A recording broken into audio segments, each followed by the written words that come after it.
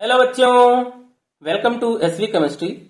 बच्चों, previous session में हमने फिनॉल्स की कुछ केमिकल रिएक्शन फिनिश कर ली थी और आज के इस सेशन में हम फिनॉल्स की रिमेनिंग केमिकल रिएक्शन करेंगे। तो बेटा, फिनॉल जो है वो कुछ स्पेशल रिएक्शन भी देता है जो कि नेमिंग रिएक्शन है और बोर्ड एग्जाम के लिए बहुत ही ज्यादा इंपॉर्टेंट है। मैक्सिमम टाइम एग्जाम में पूछी जा चुकी है। सो बहुत ही ध्यान से वीडियो को देखना है और बहुत ही अच्छे से इन इक्वेशन की प्रैक्टिस करनी है ताकि एग्जाम में जब ये क्वेश्चन आए तो आप इन्हें अच्छे से कर सको। तो फर्स्ट इक्वेशन करते हैं बेटा हम कोलवे रिएक्शन। कोलवे रिएक्शन में क्या करेंगे, जब हम फिनॉल को NaOH के साथ रिएक्ट कराते थे तो सोडियम फिनॉक्साइड मिलता था। जब हम फिनॉल को NaOH के साथ रिएक्ट कराते थे तो बेटा हमें क्या मिलता था, सोडियम फिनॉक्साइड मिलता था। वही सोडियम फिनॉक्साइड यहाँ पर हम यूज करने वाले हैं और इस सोडियम फिनॉक्साइड को हम रिएक्ट करेंगे बेटा CO2 के साथ और इसको हम करेंगे थोड़ा सा हीट। ठीक है ना। तो क्या होगा कि ये जो CO2 है ये आर्थो पोजीशन पे जाके अटैच्ड हो जाएगा और जब ये आर्थो पे अटैच्ड होगा तो वहां से एक H निकलेगा और वो H क्या करेगा, Na का ट्रांसफर कर देगा किसके पास, CO2 के पास। तो ये बन जाएगा COONA और ऊपर क्या आ जाएगा, रिंग के OH। तो ये हमारा इंटरमीडिएट बन गया। अब क्या करें, इसका हम एसिडिफिकेशन करा दें। क्या करा दें, एसिडिफिकेशन करा दें। तो होगा क्या बेटा यहाँ पर कि जो ये H आयन है ये Na को रिप्लेस कर देगा। क्या करेगा, Na को रिप्लेस कर देगा और यहाँ पर रिंग के ऊपर होगा OH और आर्थो पोजीशन पे क्या आ जाएगा, COOH, जिसे हम कहते हैं सैलिसिलिक एसिड। Salicylic acid.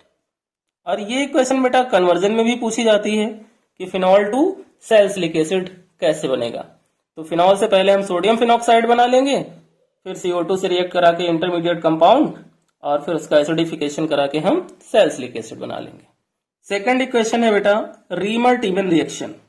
कौन सी, रीमर टीमन रिएक्शन। रीमर टीमन रिएक्शन, ये रिएक्शन भी बेटा बहुत ज्यादा इंपॉर्टेंट है, वेरी इंपॉर्टेंट रिएक्शन है ना।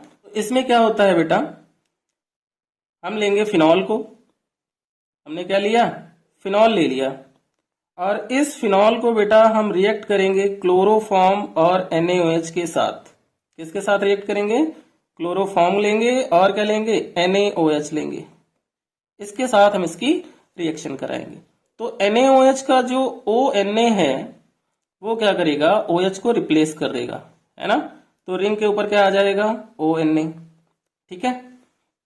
और यहाँ CHCl3 से CHCl2 यहाँ पर ऐड हो जाता है। क्या ऐड हो जाता है, CHCl2। एक Cl यहाँ पे बचा और एक H यहाँ NaOH का बचा, तो बाई प्रोडक्ट क्या मिला, HCl मिल गया। ठीक है ना। और क्या मिला, OH यहाँ से रिप्लेस हुआ था, एक H कहाँ पे, यहाँ से मिला हमें। जब यहाँ पर CHCl2 लगा तो क्या निकल गया, बाई प्रोडक्ट वाटर निकल गया। इतनी क्वेश्चन क्लियर हो गई बेटा। अब क्या करेंगे, अगेन इसको हम NaOH के साथ रिएक्ट करेंगे, है ना। तो जब अगेन NaOH के साथ रिएक्ट करेंगे तो हमें जो कंपाउंड मिलेगा उस कंपाउंड में रिंग के ऊपर तो ONA रहेगा ही, है ना। एक H यहाँ से एक Cl यहाँ से, बाई प्रोडक्ट Cl निकल जाएगा। एक Na यहाँ से एक Cl यहाँ से, बाई प्रोडक्ट NaCl निकल जाएगा। यहाँ क्या बचा, O, तो आर्थो पे क्या हो जाएगा, CHO। अब हम क्या करें, अब इसका हम एसिडिफिकेशन करा देते हैं। जब इसका एसिडिफिकेशन कराएंगे तो हमें फाइनल प्रोडक्ट मिल जाएगा। क्या मिलेगा बेटा, फाइनल प्रोडक्ट। यहाँ का H जो है Na को रिप्लेस करेगा तो यहाँ हो जाएगा OH और आर्थो पोजीशन पर CHO हो जाएगा, जिससे हम कहते हैं सैलिसल्डिहाइड। इक्वेशन क्लियर हो गई बेटा, समझ में आ गई। नेक्स्ट इक्वेशन बेटा हमारी जो है वो है कपलिंग रिएक्शन। कौन सी रिएक्शन, कपलिंग रिएक्शन। ये रिएक्शन भी बहुत ज्यादा इंपॉर्टेंट है,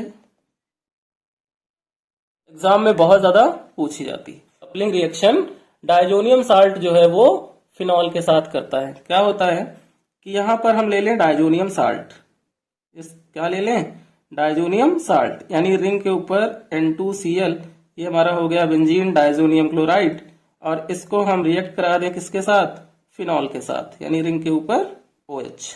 ये हमारा फिनॉल। और ये रिएक्शन बेटा होती है किसके प्रेजेंस में? बेस की प्रेजेंस में। तो बेस में हमने NaOH ले लिया और इसको हमने थोड़ा सा हीट कर दिया, ठीक है। अब क्या होगा, यहां से डायजोनियम साल्ट से Cl और फिनॉल रिंग के पैरा पोजीशन से H, बाय प्रोडक्ट जो होता है वो यहां से HCl रिमूव हो जाता है। तो क्या होगा कि इन रिंग को हम इस तरह से बना लेते हैं, लेटी हुई रिंग, और इस पे क्या लगा है N, और N से अटैच्ड क्या है N, और इससे हम अटैच कर दें फिनॉल को, क्योंकि पैरा पोजीशन से हमने फिनॉल की H को रिमूव किया है तो वहां पर N ऐड हो जाएगा और यहाँ पर OH, ठीक है। ये बेटा हमारा होता है para hydroxy azobenzene, para hydroxy azobenzene, ये हमारा प्रोडक्ट बन गया। इक्वेशन बेटा क्लियर हो गई आपको? ये तीनों इक्वेशंस बहुत ही ज्यादा इंपॉर्टेंट है। अब हम करेंगे बेटा फिनॉल के टेस्ट। फर्स्ट टेस्ट करते हैं इसका न्यूट्रल FeCl3 टेस्ट। तो न्यूट्रल FeCl3 टेस्ट में क्या होता है बेटा कि एक्वस सोल्यूशन ऑफ फिनॉल, है ना, aqueous solution of phenol, aqueous solution of phenol gives a violet colour. कौन सा कलर देता है? Violet colour with FeCl3, with FeCl3। जब हम फिनॉल का न्यूट्रल FeCl3 टेस्ट कराते हैं तो फिनॉल जो है वो वायलेट कलर का हो जाता है। सेकंड टेस्ट है बेटा हमारा ब्रोमीन वाटर टेस्ट। कौन सा? Bromine water test. Bromine water test में अभी हमने केमिकल इक्वेशन में एक रिएक्शन पढ़ी थी, जब फिनॉल की हम ब्रोमीन से रिएक्शन करवा रहे थे तो वहां पर हमें क्या मिलता है? LOPPT मिलता है। क्या मिलता है? LOPPT मिलता है, वो भी किसका? 2,4,6 ट्राई नाइट्रोफिनॉल। सॉरी बेटा, यहां पर ट्राई ब्रोमोफिनॉल मिलता है। तो ये हमारा ब्रोमीन वाटर टेस्ट हो गया। नेक्स्ट है कि फिनॉल जो है बेटा वो लीवरमान नाइट्रोसो रिएक्शन देता है। फिनॉल गिव्स लीवरमान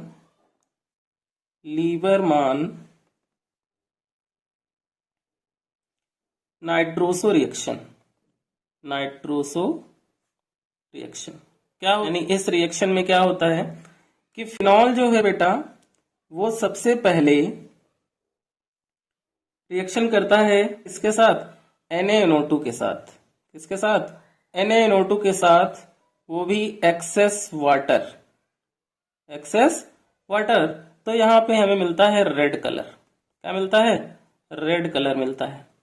अब इस रेड कलर में अगर हम NaOH पास कर दें, क्या पास करें? NaOH, वो भी एक्सेस में, तो हमें जो है बेटा ब्लू कलर का सोल्यूशन मिलता है। क्या मिलता है? ब्लू कलर का सोल्यूशन। ये इक्वेशन जो होती है बेटा इसे हम कहते हैं लीवरमान नाइट्रोसो रिएक्शन। तो ये 3 टेस्ट फिनॉल देता है जो एग्जाम में 1 मार्क्स में बहुत ज्यादा पूछे जाते हैं। आप इनको भी याद रखना और अच्छे से तीनों इक्वेशंस और प्लस फिनॉल के टेस्ट, इनकी प्रिपरेशन करना। ओके बेटा।